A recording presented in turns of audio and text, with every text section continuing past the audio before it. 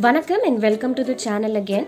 இன்றைக்கி நம்ம நண்டு கிரேவி எப்படி செய்கிறதுன்னு பார்க்க போகிறோம். இது எங்கள் அம்மா வீட்டில் செஞ்சது, எங்கள் அம்மாவோட ரெசிபி. வாங்க ட்ரை பண்ணலாம். முதல்ல ஒரு 1/2 கிலோ நண்டை வந்து க்ளீன் பண்ணி வச்சுருக்காங்க.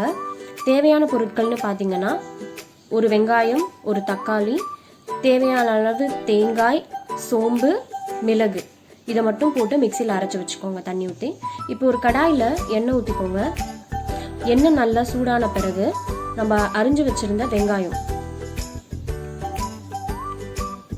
வெங்காயம் போட்டுட்டு நல்லா வதக்கிக்கணும். வெங்காயம் வந்து இது மட்டும்தான் வதக்கிற பொருள் பார்த்தீங்கன்னா வெங்காயம் மட்டும்தான். ஸோ அது நல்லா ப்ரௌன் கலரில் ஆற வரைக்கும் வதக்கிக்கணும்.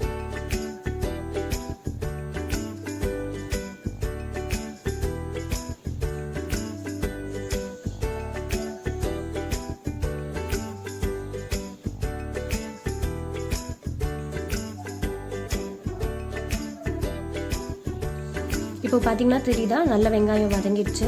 இந்த ஸ்டேஜில் நம்ம நறுக்கி வச்சுருந்த தக்காளியும் நல்லா வதங்கணும்.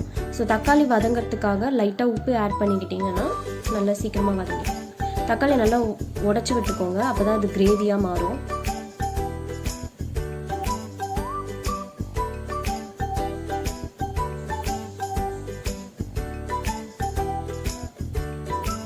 இப்போது இந்த ஸ்டேஜில் நம்ம வாஷ் பண்ணி வச்சுருந்த நண்டு வந்து முதலே வந்து மஞ்சள்தூள் போட்டு வாஷ் பண்ணி வச்சுட்டாங்க.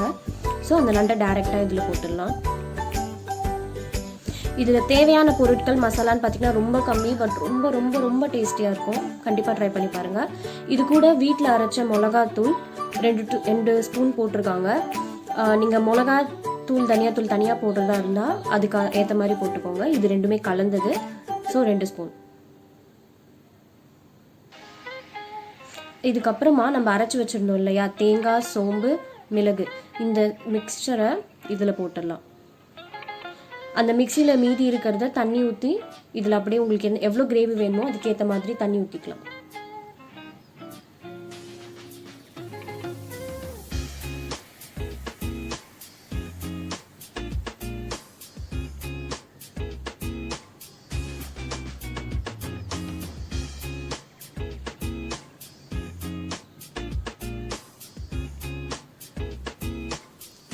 இதில் இப்போ வந்து நீங்கள் உப்பு காரம் பார்த்துட்டு மூடி வச்சிடலாம். இப்போ இது வந்து நல்லா பாயில் ஆகணும், நல்லா அந்த ஃப்ரை மாதிரி அது நல்லா வெந்தும் வரணும், அதே நேரத்தில் கட்டி ஆகணும். ஸோ இதுக்கப்புறம் நீங்கள் அப்பப்போ மிக்ஸ் பண்ணிட்டு விட்டுட்டே இருந்தீங்கன்னா நம்மளோட நண்டு ரெடி ஆகிடும். உங்களுக்கு பார்க்கவே தெரியும், ஒவ்வொரு ஸ்டேஜ்லேயும் கொதிக்க கலர் சேஞ்ச் தெரியும். அதோட ஸ்மெல், ஃப்ளேவர் வேறு லெவலில் இருக்கும் தேங்காய் போட்டிருக்கிறதுனால. ஸோ நம்ம நண்டு கிரேவி ஆல்மோஸ்ட் ரெடி. உங்களுக்கு இது பிடிச்சிருக்கும்னு நினைக்கிறேன். கண்டிப்பாக ட்ரை பண்ணுங்கள். நன்றி, வணக்கம்.